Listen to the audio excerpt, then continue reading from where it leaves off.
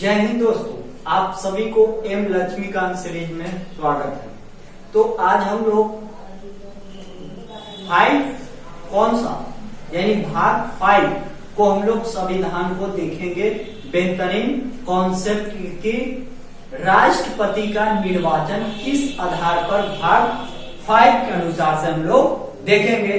तो देखिए भाग हम लोग 5 जिसका मतलब क्या है कि संघ, और इसको हम लोग कितना पार्ट में हमको इसको लोग को खत्म करना है, यानी 52 से 191 अनुच्छेद है।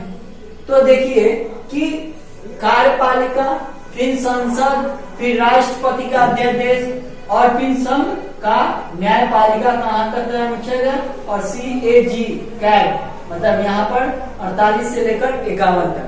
तो देखिए हमारे पास में अनुच्छेद कार्यपालिका यानी संसद का कार्यपालिका किस प्रकार का होगा, यह 52 से लेकर 78 तक है। समझ पाए, यानी कैसा कार्यपालिका हमारे पास में होगी। और 69 से लेकर 79 से लेकर 222 तक 122 बार बार मिस्टेक हो जा रही है। तो 122 तक हमको क्या देखना, संसद यानी संसद के क्या मंत्रिमंडल किस प्रकार के विस्तारित होगा, किस आधार के। फिर हमें राष्ट्रपति कब अध्यादेश जारी कर सकता है, वह अनुच्छेद 123 में है। और संघ का न्यायपालिका यानी संघ का न्यायपालिका हमें कहां से देखना है, 124 से 1 इतना तक। और CAG कैट का मतलब यहां तक ले हमें देखना, CAG 48 से लेकर 51 तक। तो हम अभी देखते हैं कि कार्यपालिका क्या होती है और इसका मतलब कौन कौन सा है, यानी कार्यपालिका 52 से 78 तक। ओके, अब देखिए कि इसमें क्या कहा है, 52 अनुच्छेद क्या कहा है कि भारत का राष्ट्रपति एक होगा। यानी अनुच्छेद 52 में केवल बोल दिया कि भारत का एक राष्ट्रपति होगा। केवल इतने बात को यहाँ पर चर्चा की गई है 52 अनुच्छेद में। यानी 52 अनुच्छेद में क्या होगा कि भारत का एक राष्ट्रपति होगा। लेकिन 53 यह कहता है कि भारत का राष्ट्रपति जब होगा तो उसके ही काम से मतलब बिना जो बिल होता है बिना उसके बिना पास नहीं की जा सकती। जैसे यानी संसद या कार्यपालिका राष्ट्रपति निहित होगा, यानी संसद जो भी कानून बनाएगी जब तक राष्ट्रपति के साइन नहीं होगा, जब तक बिल को पारित नहीं होगा। राष्ट्रपति जब साइन कर देगा तो कौन सा अनुच्छेद में, तो 53 में यह दी गई है। तो समझ पाए, तो वीडियो को भी लाइक और शेयर करेंगे। और वीडियो में कुछ कमियां भी पाया जाता है तो उस पर भी आप कमेंट कर सकते हैं। तो हम लोग देखें कि संघ का न्यायपालिका यानी संघ जो काम करी यानी संसद जो भी काम करी है तो उसको निहित कोटि में है, राष्ट्रपति हस्ताक्षेप दे, यानी जो भी कानून बनेगा तो उसकी साइन राष्ट्रपति की अनिवार्य। कौन सा अनुच्छेद, 53 में।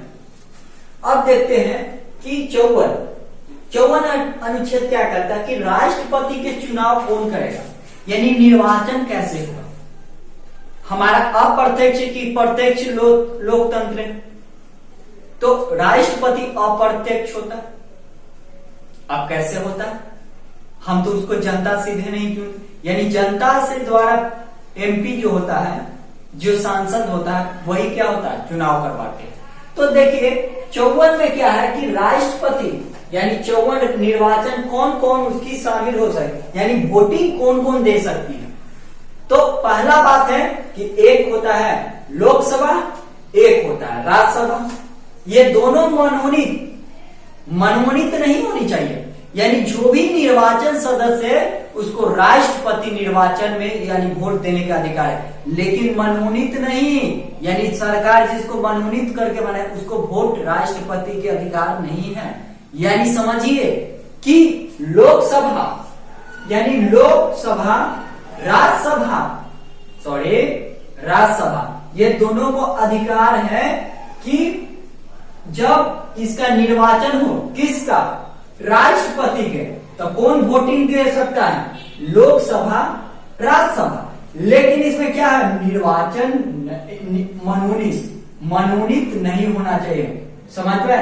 जो सरकार मनोनीत करता है उसको राष्ट्रपति वोट के जब उसका चुनाव होगा तो उसमें वोटिंग नहीं डाल सकता है। लेकिन लोकसभा, राज्यसभा जैसे जो भी निर्वाचन सदस्य है वह राष्ट्रपति को वोट दे सकता है। फॉर एग्जाम्पल यही क्वेश्चन क्या है कि राज्यों का विधानसभा, राज्य का विधानसभा, विधान परिषद नहीं, जैसे बिहार में विधानसभा है ना, विधान परिषद भी, तो उसके आधार पर आप क्या होगा कि विधानसभा के निर्वाचन सदस्य यानी निर्वाचन कौन होगा, विधानसभा के, एमएलसी नहीं होगा, एमएलसी, एमएलसी कौन होता है, एमएलसी को राष्ट्रपति वोट नहीं डाल सकता है, लेकिन विधायक को चीज डाल सकता है। जो निर्वाचन हुआ है वह वोट राष्ट्रपति को दे सकता है, लेकिन एमएलसी नहीं दे सकता है। बात को ध्यान में रखिएगा। और देखिएगा कितना टाइम हो, 6 मिनट। अब देखते हैं कि राज्य का विधान निर्वाचन सदस्य एमएलसी तो नहीं दे सकता।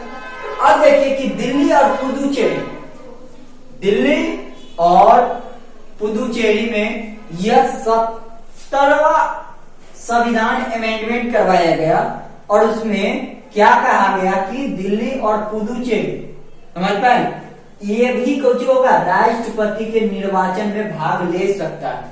कब ले सकता है? निर्वाचन यानी वोट देने पड़ता है, तो उस कंडीशन में इसको कुछ ही करना पड़ेगा, ये भी वोट दे सकता है। ये कब लाई गई? 70वां संविधान 1952 में यह प्रावधान की गई है। तो आप समझे होंगे कि इस तरह से किस आधार पे जा सकती है। देखिए हम लोग अब हमें देखें कि राष्ट्रपति चुनाव का वोट का मूल्य क्या होगा। यह यूपीएससी में पूछा गया प्रश्न है।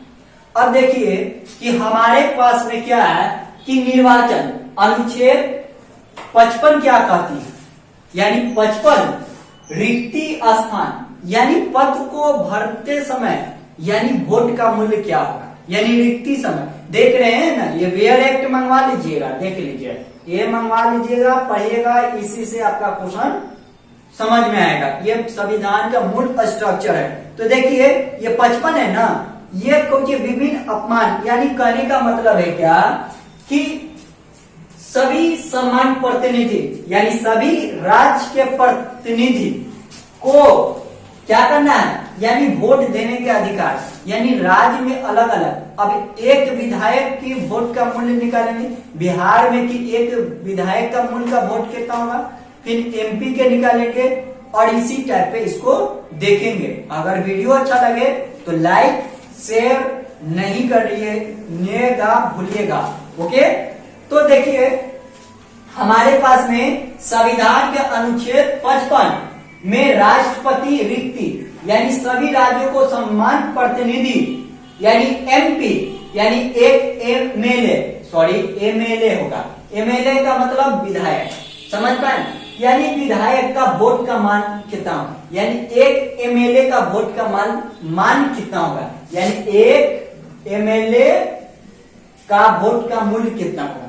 यानी जब राष्ट्रपति, ये राज्य के लिए अलग अलग हो सकता है, ये जनसंख्या पर होगी। ये निकालने के लिए एक फॉर्मूला दे रहे हैं आपको कि मान के चलिए कि राज्य को हमको एक एमपी हमको बार बार बोला जा रहा है, एमएलए बोलना, विधायक की वोट का मूल्य हमको जानकारी करना है, तो क्या करेंगे, यानी राज्य की जनसंख्या, यानी बिहार को अगर आपको निकालना है तो बिहार की जनसंख्या कितना है और निर्वाचन यानी विधायक कितना है, यानी बिहार की जनसंख्या कितना है और निर्वाचन सदस्य कितना है, और इसके बाद में एक मतलब जो निकाल के इसको देंगे और 1000 के अगर भाग दे देंगे तो क्या निकलेगा, एक विधायक का वोट का मूल्य जो हमारे पास में कुछ हो जाएगा।